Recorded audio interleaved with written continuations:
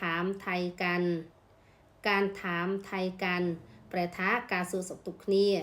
สวัสดีค่ะคุณเอคุณสบายดีไหมคะสวัสดีค่ะคุณเอคุณสบายดีไหมคะสวัสดีครับคุณบีสวัสดีครับคุณบีกดก็ชลายทา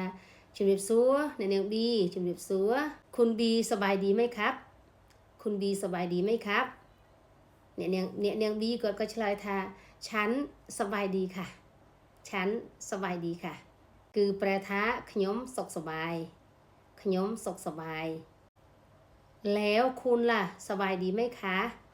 แล้วคุณล่ะสบายดีไหมจ้าสำนวนนี้เนี่ยบีก็ส่วนแต่เจ้าเนี่ยเว้นแต่เนี่ยสกสบายเต้หรือเจ้าลูกเว้นแต่ลูกสกสบายเต้จ้าลูกเอก็ชลายท้าไม่ค่อยสบายครับไม่ค่อยสบายครับมันเซอร์สกเต้ไม่ค่อยสบายนั่นแปลทำมันเซอร์สกเต้เพราะว่าตอนนี้ผมกำลังปวดฟันครับเพราะว่าตอนนี้ผมกำลังปวดฟันครับแปลថាព្រោះថាឥឡូវនេះខ្ញុំកំពុងតែឈឺធ្មេញចាព្រោះតែឥឡូវនេះខ្ញុំកំពុងតែឈឺធ្មេញហើយអ្នកនាង B គាត់ក៏សួរបន្តទៀតថាคุณไปหาหมอหรือยังคะ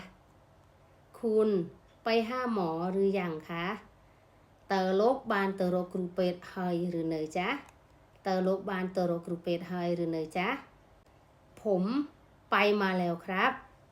ผมไปมาแล้วครับก็ចង់ប្រាប់ថាគាត់បានទៅរកគ្រូពេទ្យហើយគាត់បានទៅរកគ្រូពេទ្យរហូតដល់ត្រឡប់មកវិញពាក្យថាผมไปมาแล้วครับแปลថាខ្ញុំបានទៅហើយបាទខ្ញុំបានទៅហើយคุณหมอว่ายังไงบ้างคุณหมอว่ายังไงบ้างពាក្យនេះแปลថាតើលោកគ្រូពេទ្យគាត់ថាយ៉ាងម៉េចដែរតើលោកគ្រូពេទ្យនឹងគាត់ថាយ៉ាងម៉េចដែរមានន័យថាគ្រូពេទ្យនឹងគាត់ប្រាប់ថាម៉េចហើយអំពីអាការៈនឹងចាបន្តមកទៀតចាคุณหมอบอกว่าผมมีฟันผุครับคุณหมอบอกว่า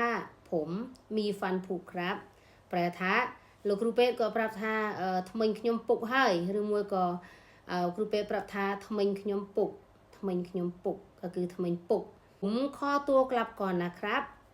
ผมขอตัวกลับก่อนนะครับสวัสดีครับผมขอตัวกลับก่อนนะครับสวัสดีครับแปลថាខ្ញុំសូមទៅមុនហើយលាសិនហើយបាទខ្ញុំសូមទៅមុនហើយ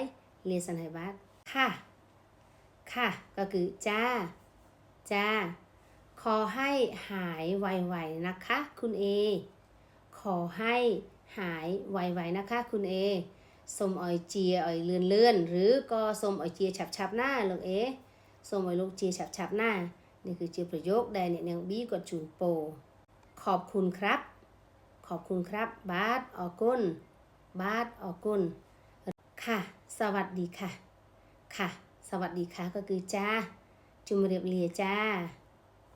จ้าจุมเรียบเรียจ้าនេះគឺជាប្រយោគសន្ទនា EP 2ដែលយើងរៀនជាមួយគ្នានៅក្នុងคลิปវីដេអូនេះអ្នកទាំងអស់គ្នាមានចំណាប់អារម្មណ៍ចង់សិក្សាទាក់ទងជាមួយនឹងភាសាថៃបន្ថែមលើថ្នាក់សន្ទនាអាចឆាតមកអ្នកគ្រូបានដើម្បីទំនាក់ទំនងសាកសួរព័ត៌មានបន្ថែម